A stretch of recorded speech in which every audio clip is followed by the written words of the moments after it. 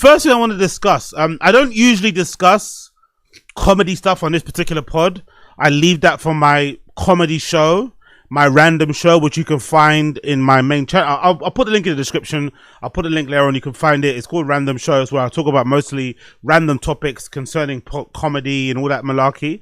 So if you want to want to check out what I have to say regarding the stand-up comedy scene out there in LA, out there in Austin, Texas and beyond, make sure you check out my channel, Random Show. You can find that on my YouTube main page, on my link tree, in the descriptions, blah, blah, blah, blah, blah. So I don't usually talk about that sort of stuff, right? I don't talk about Rogan, I don't talk about Brendan Schaub, all that sort of channel. I leave it all to the Random Show. But I thought I had to mention today this really surprising twist, a surprising guest on the recent episode of TFATK, which was Brendan Schaub's wife, which is who is lovingly known as Slow Joe on the Fighting the Kids subreddit, but is also known as Joanna Zanella Schaub. She appeared as a guest on the TFATK, the Fighting the Kid, the podcast that Brendan has with Brian Callen, and yeah, a bit of an odd choice as a guest. To me, it kind of signals that the pod is obviously on the way down. I think once you start getting your spouses involved for interviews and stuff, I think that's probably a sign that your podcast is failing. You're on, you're on a downward slope. Things are not going well if you start kind of involving your wife, involving family members and shit. It's a bit strange. So the fact that he's got his wife on there is odd, especially if you remember the history of Brendan and them together.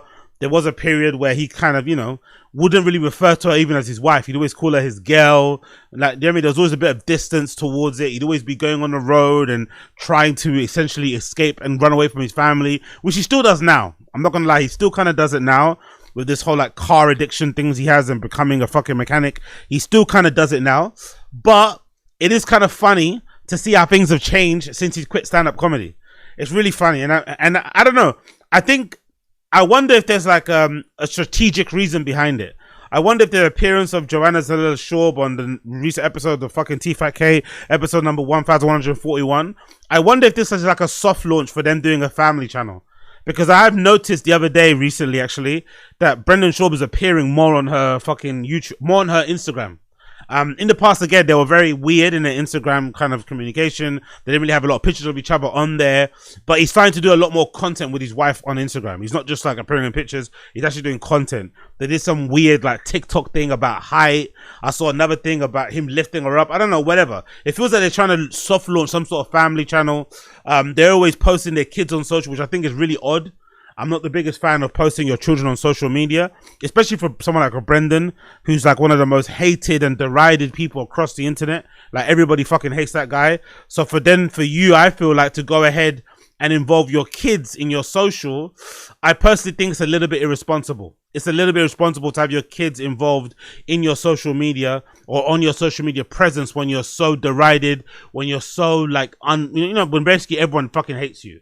But he's got her on there specifically, I would imagine, because they're running out of guests and they're running out of people to talk to. But it was a bit of a strange one to kind of talk about. I'm going to play a clip from it, actually, that I think was kind of funny and interesting to kind of talk about. And then we're going to obviously continue on with our regular scheduled cultural commentary programming. But I don't usually talk about this stuff on here. I mentioned previously, I usually reserve it for the random show. So please forgive me for this bit of information. But it is an interesting topic to talk about because I feel like this is also feels like it's coming off the back of the Akash's wife thing. I think they probably trashed Akash for like, letting his wife embarrass him like the way she did over the last few weeks on social media. So I'm wondering if this is like him trying to, somewhat signal to everybody that, look at my wife. She's under manners. My wife is a good wife. I've got a good one. Like, do you know what I mean? Him trying to like, flex a little bit on Akash. I'm not too sure. Either way, strange thing to kind of, consume, because one thing you realize watching this clip is that a lot of these stand-up comedian guys, I'm not too sure if it's because it's the occupation. You kind of have to be in a constant state of arrested development. You kind of have to act like a big child. You kind of have to have this Peter Pan syndrome about you. I'm not sure if that's the case, but they don't come across as great husbands. They don't come across as great. No, forget great husbands. They don't come across as great partners. Like, these are like, in Brendan's case, he's like mid-40s. Brian Callen is in his 60s. And the things they're talking about, understanding like relationship dynamics, about arguments and how to talk to each other and communications. Like, brother, you're 60. The other guy's nearly 45. Like, how are you only figuring out this stuff now? Like, what the fuck? It's very it's very bad. I think it's an odd thing to even admit. But hey, let's play the clip anyway so you can see what I mean. This is Joanna on fucking the Brendan Schaub podcast with the Fire and the Kid, episode number 1141. Let's play the clip. I talk to everybody like that. Oh, yeah. So when I come home and it's super direct, it usually doesn't go well. You know what I'm saying? I'm not gonna lie. Isn't that like a weird thing to admit? Isn't that like a strange conclusion to come to as a nearly mid-40s man to say, oh, I didn't realize that I couldn't talk to my wife the same way I talk to my co-host on the podcast. I couldn't talk to my wife the same way I talk to the bros.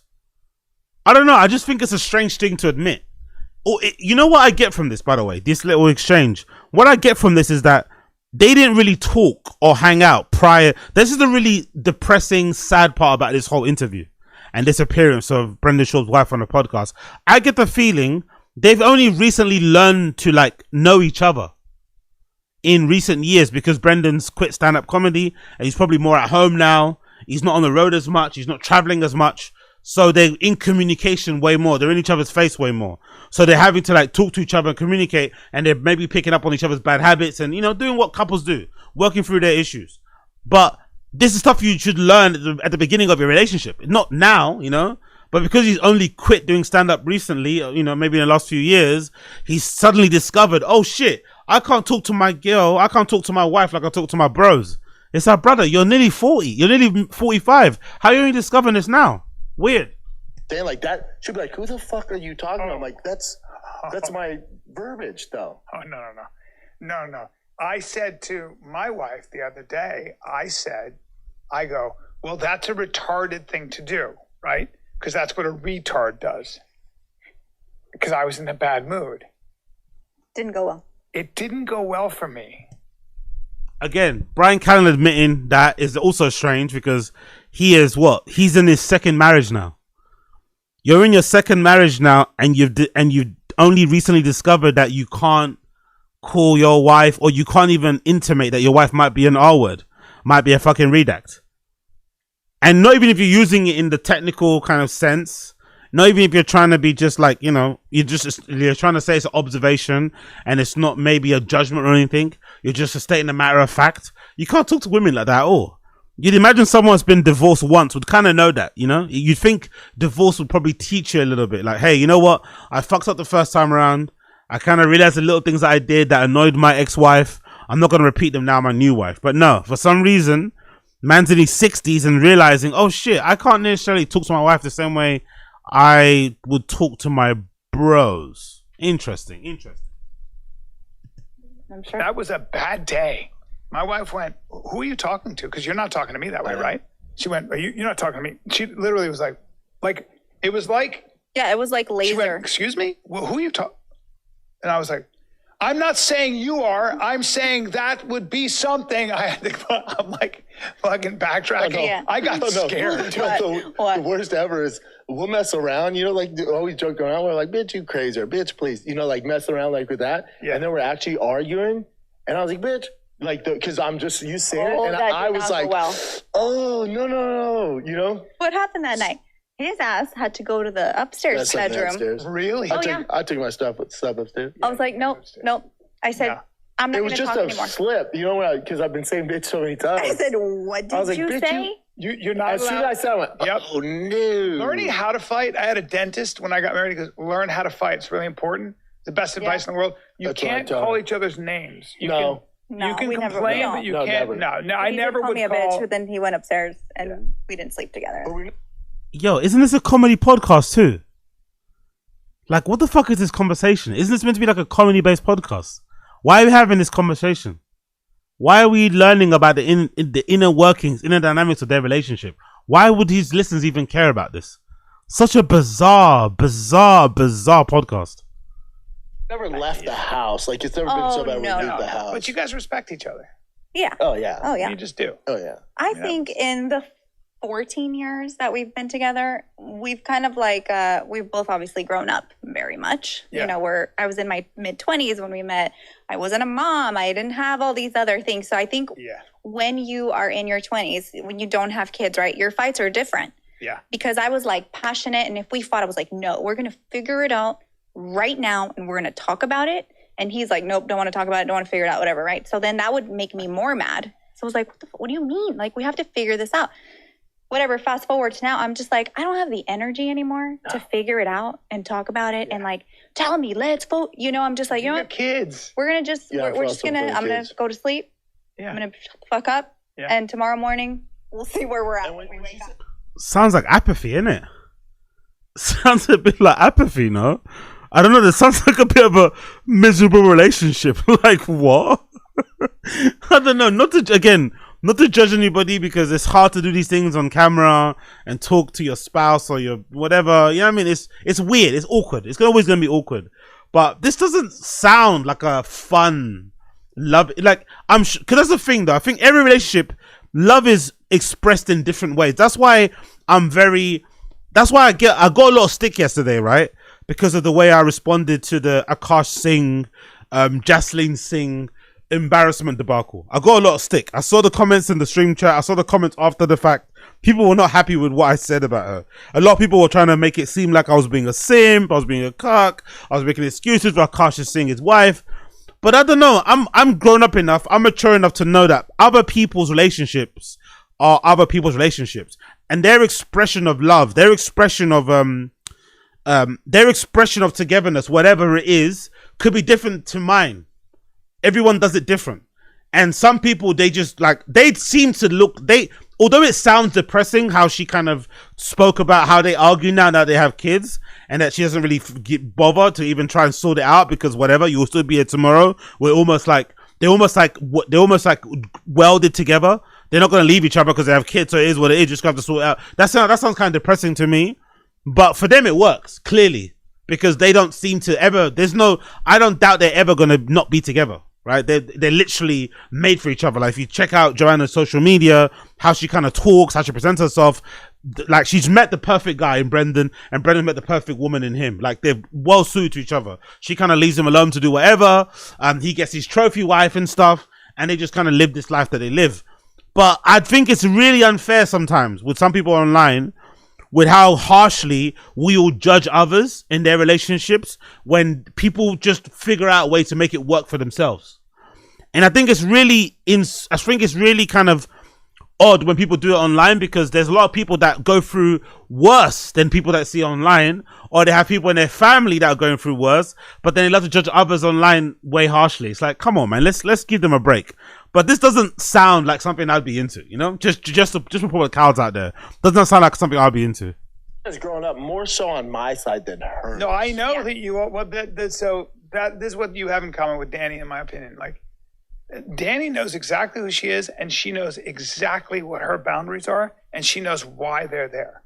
And you were always that way. Mm-hmm. I know from him. I know there are certain things that were not going to fly. Like there were certain things. It's like when you're in Australia, okay, in the outback, and you're in a body of water.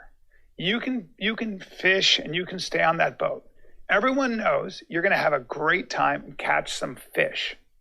We also know you don't get in the water and go swimming because you're going to die. And you have a moat. There's a moat that we know is full of crocodiles. And that's my wife too. It's like there are certain things that just aren't going to fly, and everything else is going to be beautiful. Yeah. So. Yeah, and that's been a lot of our relationship. I think she kind of got lost with that analogy. I'm not going to lie. I think she kind of got lost with that analogy. She's looking at him blankly. Oh, bless her. I think she kind of got lost. I think Brendan Shaw's wife got kind of lost with that analogy. She's like, Australia, what? Like, she was a little bit lost there. 14 years. When to not. 14 fucking years? 14. I don't believe that sometimes. I'm like, no, it's probably been like 5 or 6. But then I'm like, well, no, we have an almost 10-year-old. I was pregnant for a whole miserable year, so that's 11. I don't know how you can be pregnant for a year, by the way. I don't know if it doesn't work that way. I also don't like the description of describing her pregnancy as being miserable. She does that a lot, but I think that might be a common thing on social media with mums. I'm not going to be too harsh on her, but she does do this thing. From what I, discussed on the Random Show, make sure to check out the Random Show. Random Show later on tonight, 11:30 UK time. Random Show later on tonight, 11:30 UK time. We're going to break this down even more. But she does do this thing where she kind of complains about her kids and about being a mum. But I think that might be something a lot of like young mums do on social media. It's just like, oh my God, the kids woke me up. Oh, these guys, I can't wait until they're off. I can't wait till they go back to school. I fucking hate my life. Like, it's this weird, like, somewhat sarcastic, somewhat truthful. It's a strange thing. I personally wouldn't like it. Like, it's like, what are you doing? Like, what are you doing? Why are you talking about our kids this way? Why are you talking this way online? Like, please chill. And also, as a kid, I wouldn't also like my mum, essentially, you know, ruin the day that I came into her life because, I don't know, she stopped being a fucking city girl or something. I don't know. It's a bit strange. But, again, maybe it's just like a mum thing online. So none of my business. None of my business. You know, plus the 2.5 before that. That's 14 years. That's so long. It's crazy. Yeah. But also, I wasn't like winning any husband awards or dad awards to start. It was tough. Listen, man, join the club. Yeah. You know, we were especially when you were doing comedy too. That was the worst. That was the worst time for us. Like traveling and all that. Yeah. That's what you like, man. I'm not gonna lie. I kind of like my toxic side is this. My toxic side is that I kind of like the fact that Brendan has like, I won't say brainwashed, but I like how he's convinced his wife that the reason why he was a bad partner, a bad husband, you know, whatever back then was because he was doing stand-up comedy. I like how he's convinced that was the reason.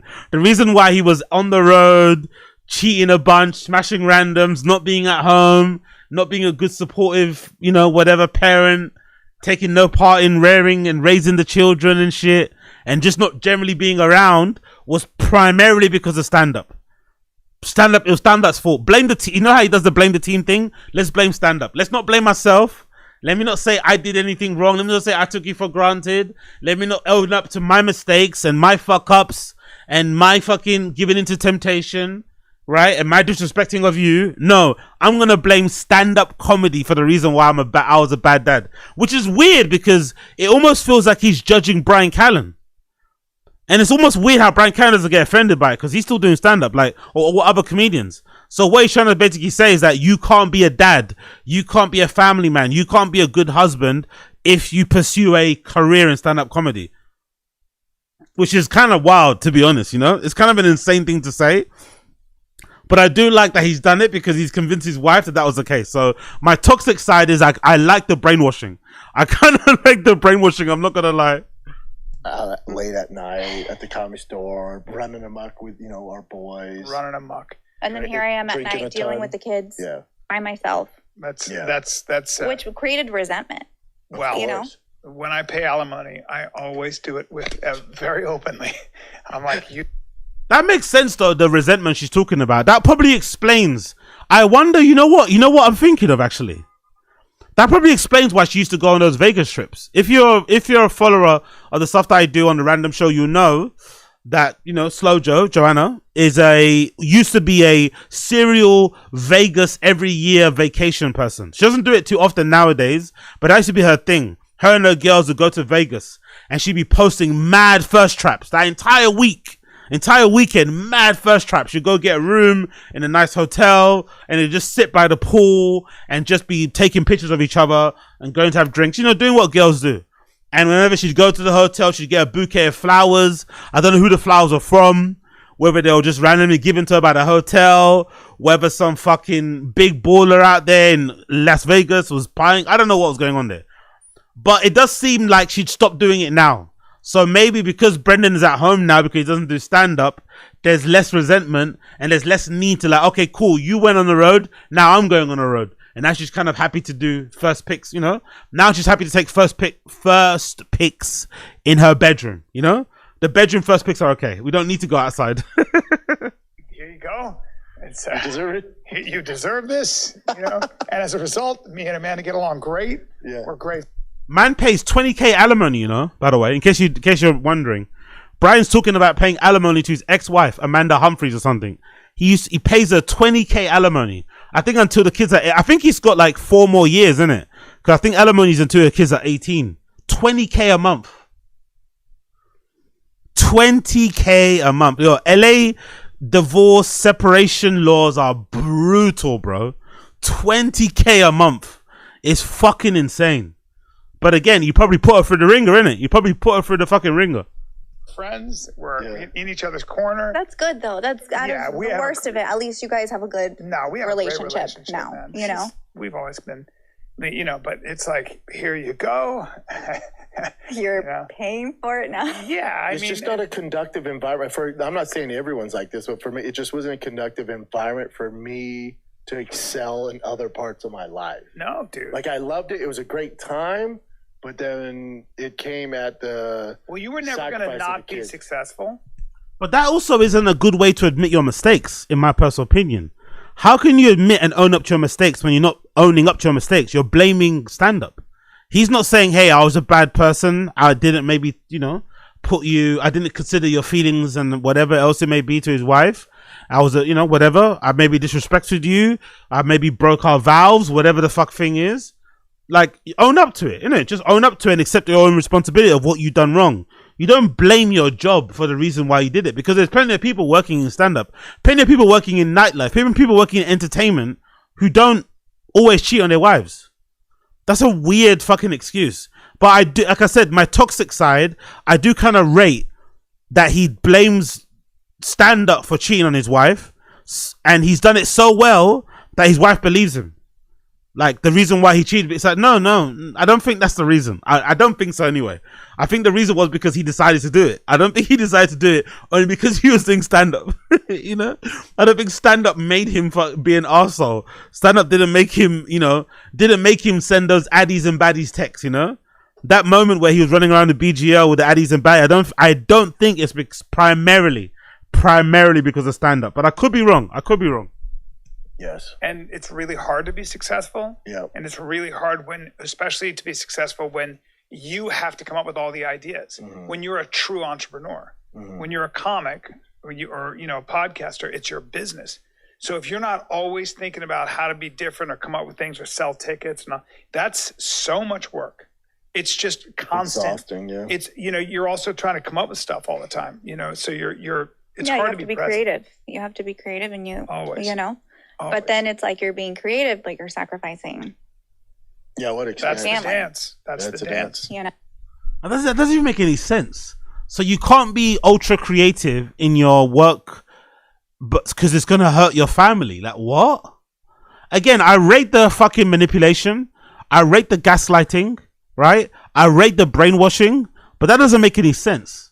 Oh, if I put too much creativity into my work, I'm not gonna be able to be a good husband. Like, what? Huh?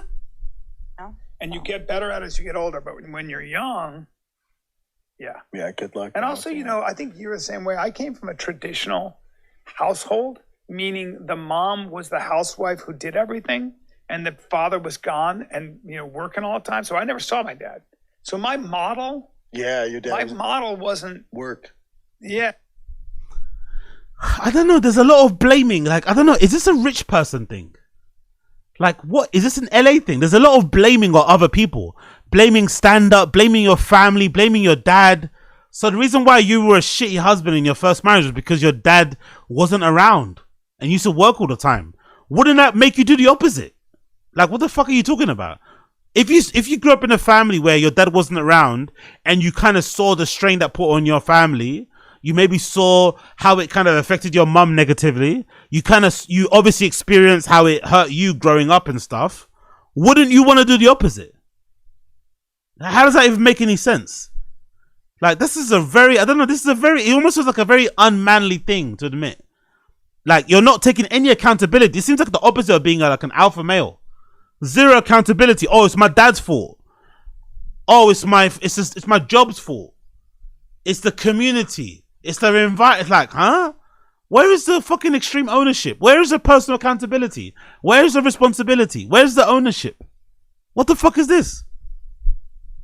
My model, I always thought I was being a good dad and a good father as long as I was providing. As long as I had everything. And I was always paying. Yeah, you were a provider. Great house. Yeah. You have everything you want. Yeah. To me, I was like, that's my job. Yeah, you're winning. Like that. Also, with Brian Callen, it's weird too because he got divorced.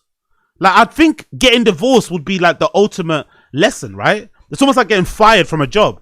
You get most reasonable, rational people, when they get fired from a job, that's usually an indication that you did something wrong. Yes, you can have your moment where you might have a week where you're kind of like spitting feathers and blaming the company. But after that week has gone by, you usually look in the mirror and say, you know what? This is my fault. And you try and learn some lessons from what went wrong and try to correct those lessons in the next job that you get. Usually. That's what most of us do. But like, you'd imagine he'd do that too, coming from a divorce. But instead, like, I always thought you could just leave your wife. It's like, huh? For a long time, like dads now are more, and again, there's a balance. Like dads are more around more than ever, which, you know, it's good and bad. Yeah, well, but there needs to be a balance. I don't know if you can be around a lot when you're trying to be, you know, you can later on, but when you're younger. Yeah, and I understand that too. Like he was in the thick of it. He was building, we were building, you know, but I'm also in the thick of it with being a mom. Yeah. With this is kids. why people get divorced, but you guys stuck it out. Give it up. Give it up. Right? We've had our turbulations. Yeah. Who hasn't? Yeah. Who the fuck hasn't? But I feel for us it's been heightened, right? Because everyone, obviously nobody's marriage is perfect. Nobody has this Cinderella story, and if they do, they're lying 100%. But I feel for us it's always been in the public eye, right? Or it's been like this is why they're perfect for each other. Always been in the public eye. What would you say Brendan is in terms of like, you know, tier celebrity? Like, not to even be insulting. Not to be insulting. Is Brendan even in like is Brendan even a D-list celebrity? Is he even an E-list celebrity? Like, honestly speaking, he must be like an M on O or P or something. This is not somebody that, like, unless you watch Joe Rogan podcast, unless you're interested in MMA, you probably have no idea who the fuck this guy is. So, and his wife, Joanna, she was, you know, she had a stint at one point where she was a TV presenter, right? For a very short period of time. I think even before they met, if I'm not mistaken, I think she was a TV presenter on like ESPN or whatever before she met Brendan. So it was a very short period of time. So she's not really a public figure. Like, she hasn't really been on a big TV. Obviously, there was some acting thing in the past that was pretty terrible. I think some telenovelas in Mexico, but she's not really well-known person. Like, really and truly. Maybe if you're being, you know, honest, maybe you could say you might have known her slightly because of the baseball players she used to date back in the day. But to suggest that you're like a public famous person to the level that the public would affect your marriage is kind of weird. I'm not going to lie. That's a strange thing to try and put on yourself. Oh yeah, we had a public relationship. That's what made it hard. It's like, brother, you're not, no one's following you around. You don't have cameras outside of your house. No one's papping you at fucking baseball games. You know what I mean? No one's asking for your, like, it's not really that deep, you know, to be honest. But again, that's why I think they're perfect for each other. Like somebody always has something to say or an opinion, or so that was hard. It was hard to deal, especially for you for a while. For a while. For the start, it was hard for her. Of course. I mean, anyway, I'll leave it there. I recommend you check out the whole episode. It's available now on TFATK, you know, Instagram, YouTube. You know where to find it. The Fire and the Kid, episode number 1141, where Slojo, Brendan's wife, has a very rare appearance on TFATK. For me, this is a sign that the podcast is failing. For me, this is a big sign that the podcast is failing. It's not as, you know, maybe as popular as it once was. They're struggling to get guests. I think once you invite your wife on there, it's usually not a good sign. But I could be wrong. I could be completely wrong, but I don't think it's a good sign that the wife is on there. It kind of shows that they're not really doing that well. But I could be wrong. I could be freaking wrong. Let's move on.